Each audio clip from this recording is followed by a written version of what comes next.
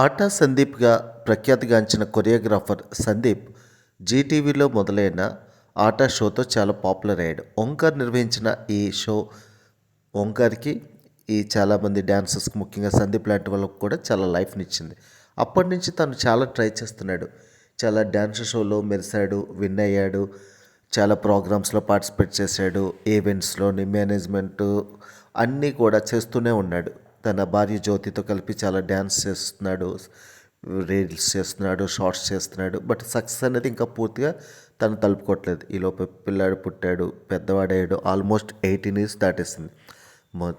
చాలా రోజుల తర్వాత తనకి ఛాంపియన్లో గిరగిర అనే సాంగ్తో చాలా మంచి అవకాశం వచ్చింది. అందులో ఉన్న స్టెప్స్ వల్ల ఆయనకి చాలా మంచి పేరు వచ్చింది.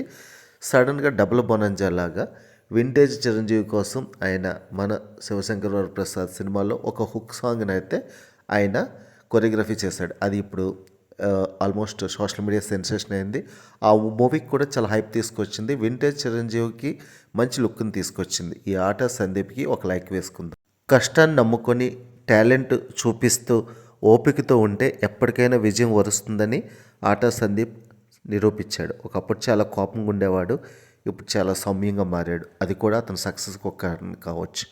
ఆయనకి టాలెంట్కి ఛాన్స్ ఇచ్చి గౌరవించిన చిరంజీవి గారికి హ్యాట్స్ ఆఫ్.